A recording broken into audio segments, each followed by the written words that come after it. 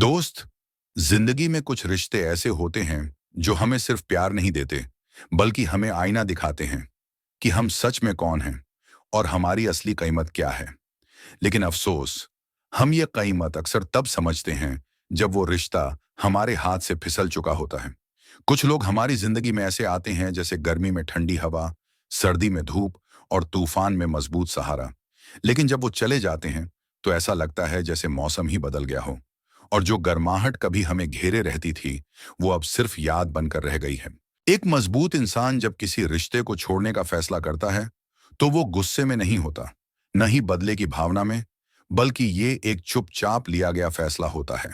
एक ऐसा संकल्प जिसके पीछे हजार टूटी उम्मीदें और अनगिनत बार किया गया सब्र छुपा होता है। और ये फैसला दूसरे इंसान के दिल में एक ऐसा खालीपन छोड़ देता है जो किसी और से भरा नहीं जा सकता। आज मैं तुम्हें उसी सफर पर ले चलूंगा जहां हम देखेंगे कि जब कोई तुम्हें खो देता है तो उसके दिल और दिमाग में क्या क्या चलता है। और इस सफर में मैं तुम्हें कुछ कहानियां सुनाऊंगा, ऐसी कहानियां जिनमें तुम खुद को या अपने किसी पुराने रिश्ते को पहचान लोगे। जब किसी लड़की को यह एहसास होता है कि उसने तुम्हें खो दिया है तो यह बस एक हल्का सा झटका नहीं होता, ये एक ऐसा तूफान होता है जो उसके अंदर की हर दीवार को हिला देता है। ये वैसा है जैसे सर्दियों की ठंडी रात में अचानक खिड़की खुल जाए और बर्फीली हवा कमरे में भर जाए। वो ठंड जो सीधे हड्डियों तक उतर जाती है। तुम उसकी जिंदगी में वो सुकून थे जो किसी किताब से नहीं मिलता, किसी सफर से नहीं मिलता, और किसी और इंसान से तो बिल्कुल नहीं। वो भरोसा जो उसे लगता था कि हमेशा रहेगा क्योंकि तुम थे और तुम्हारी मौजूदगी में सब सुरक्षित था। लेकिन जिस दिन तुमने जाना चुना, वो दिन सिर्फ जुदाई का नहीं था, वो तुम्हारे आत्मसम्मान का दिन था। तुमने बिना ऊंची आवाज किए, बिना कोई सफाई दिए, ये दिखा दिया कि तुम्हारा दिल बड़ा है, पर अपनी शांति उससे भी बड़ी है। और यही एहसास उसके दिल पर सबसे गहरी चोट करता है।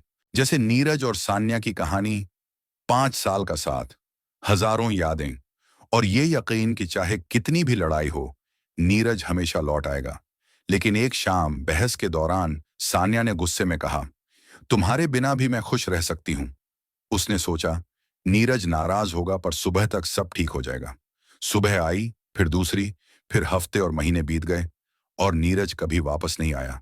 फिर एक दिन भीड़ भरी सड़क पर सान्या ने नीरज को देखा, हंसते हुए दोस्तों के साथ, जैसे उसके जाने के बाद उसने अपने अंदर एक नया आसमान खोज लिया हो।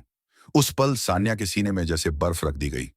उसने महसूस किया, इस बार नीरज सच में चला गया है, और साथ ले गया वो सुकून जो उसे सिर्फ उसकी आंखों में मिलता था। सदमे के बाद दिल में जो अगली हलचल होती है वो है पछतावे की। शुरुआत में ये बस एक हल्का सा ख्याल होता है, शायद मैंने गलती कर दी। लेकिन दिन बीतते हैं और ये ख्याल उसके हर पल को घेर लेता है। रात के सन्नाटे में वो तुम्हारी हंसी याद करती है, तुम्हारा शांत चेहरा, वो लम्हा जब तुमने उसका हाथ थामा था बिना कुछ कहे और उसकी सारी बेचैनी दूर कर दी थी।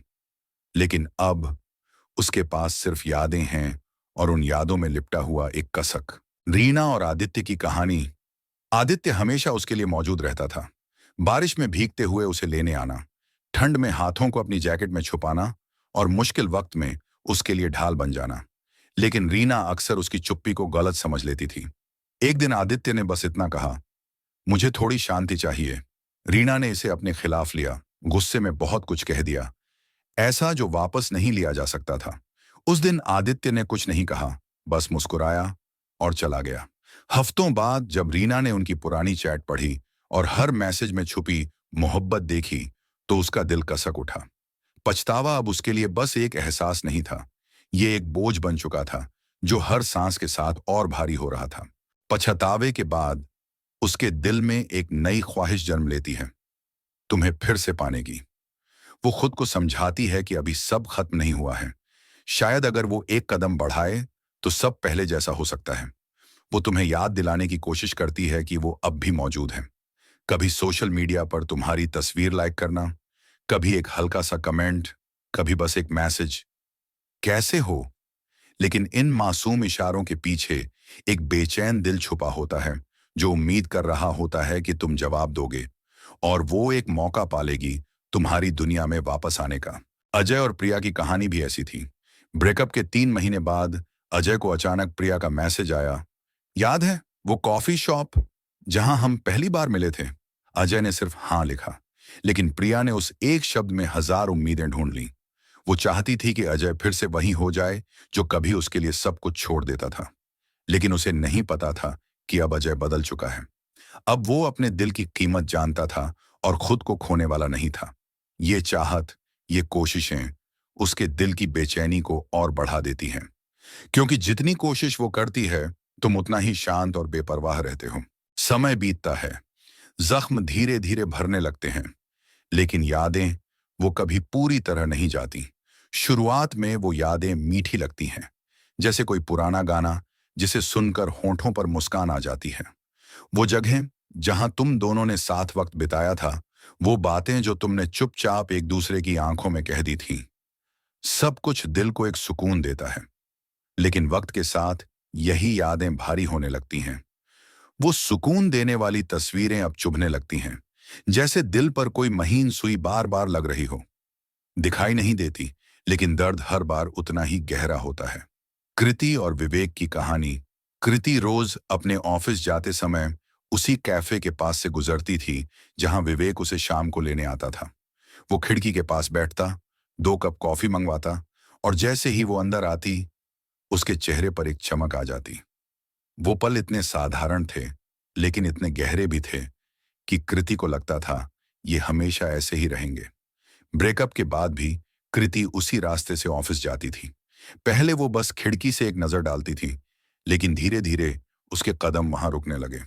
वो खाली कुर्सियों को देखती थी, कॉफी की खुशबू में खो जाती थी, और उसके कानों में विवेक की आवाज गूंजती थी।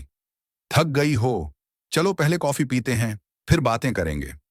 लेकिन अब वहां कोई नहीं था, बस खालीपन, और वो यादें जो उसका पीछा नहीं छोड़ती थीं। हर रोज का ये सिलसिला कृति के लिए एक अटूट जाल बन गया था।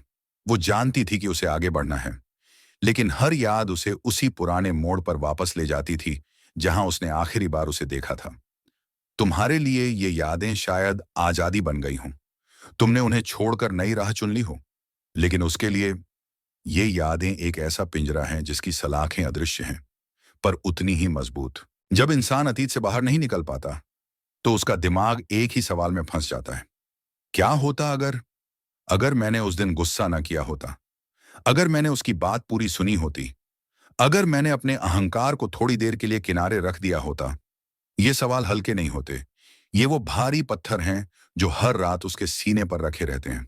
शुरुआत में ये बस पल भर के लिए आते हैं, जैसे एक बादल आकर गुजर गया हो, लेकिन धीरे धीरे ये बादल घिरने लगते हैं और उसके पूरे आसमान को ढक लेते हैं। सलोनी की कहानी कुछ ऐसी थी। ब्रेकअप को 6 महीने हो चुके थे, लेकिन हर शाम ऑफिस से लौटते हुए वो उसी गली से गुजरती थी जहां कभी आदित्य उसका इंतजार करता था। उसे याद था कैसे आदित्य बाइक स्टार्ट करके हेलमेट उतारकर मुस्कुराता था और कहता, चलो आज लंबा ड्राइव करते हैं।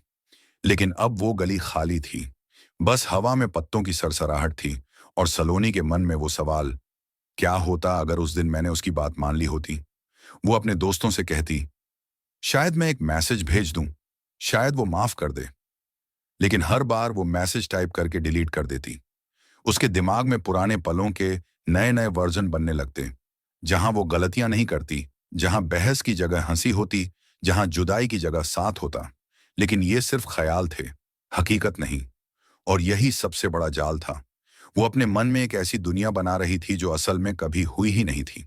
तुम्हारे लिए जो हो चुका था वो खत्म हो चुका था, लेकिन उसके लिए हर क्या होता अगर एक नया घाव खोल देता था। आखिर में जब सारे तूफान थम जाते हैं, जब आंसुओं का सैलाब सूखने लगता है, जब शिकायतें और गुस्सा अपने आप गिरने लगते हैं, तो एक खामोश सा सच उसके सामने आकर खड़ा हो जाता है। तुम अलग थे, तुम खास थे। ये एहसास तुरंत नहीं आता।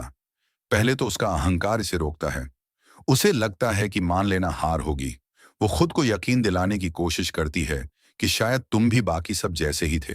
लेकिन समय समय एक बड़ा शिक्षक है।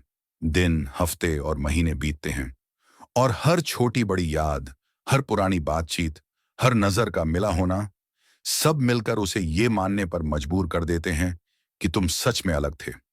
अनवी और कबीर की कहानी भी कुछ ऐसी ही थी। अनवी ने कबीर को हमेशा थोड़ा साधारण माना। वो जो ज्यादा बोलता नहीं था, भीड़ में खुद को साबित करने की कोशिश नहीं करता था और अक्सर चुप रहकर सुनता था। उसे लगता था कबीर में वो चमक नहीं है जो किसी को मोह ले। लेकिन जब कबीर चला गया तो उसे समझ आया कि वही उसकी सबसे बड़ी ताकत थी। कबीर की चुप्पी में एक सुकून था, उसके फैसलों में स्थिरता थी और उसकी आंखों में एक भरोसा था जो अनवी ने कहीं और महसूस नहीं किया था। ब्रेकअप के महीनों बाद एक बारिश की शाम अनवी अकेली कैफे में बैठी थी। बाहर बारिश की बूंदें शीशे पर गिर रही थीं और उसके हाथ में वही कॉफी थी जो कबीर उसके लिए ऑर्डर करता था। थोड़ी कम चीनी और ऊपर दालचीनी का हल्का सा पाउडर। जैसे ही उसने पहला घूंट लिया, उसके दिमाग में कबीर की आवाज गूंज गई। उस पल उसे एहसास हुआ, शायद वो इंसान मुझे दोबारा कभी नहीं मिलेगा।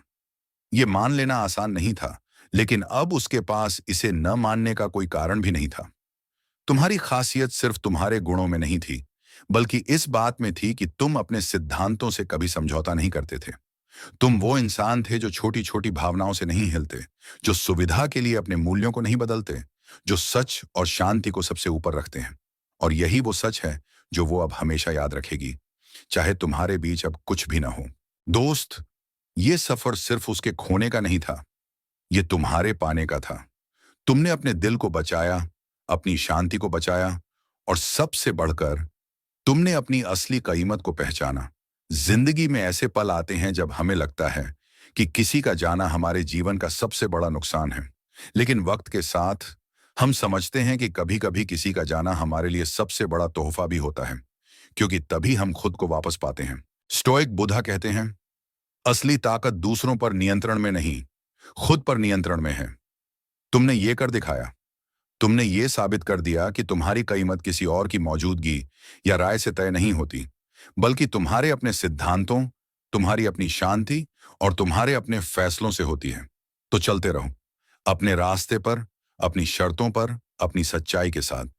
और अगर इस सफर की बातें तुम्हारे दिल को छू गई हैं, अगर तुम्हें लगता है कि ऐसे और सफर तुम्हारे जीवन में रोशनी ला सकते हैं, तो मेरे चैनल स्टोइक बुद्धा को सब्सक्राइब जरूर करना, क्योंकि यहाँ हम हर हफ्ते ऐसे ही शब्द, ऐसी ही कहानियां और ऐसे ही एहसास साझा करते हैं जो तुम्हारे दिल और दिमाग दोनों को छू लें। मिलते हैं अगले वीडियो में, एक नई सोच, एक नई कहानी और एक नए एहसास के साथ।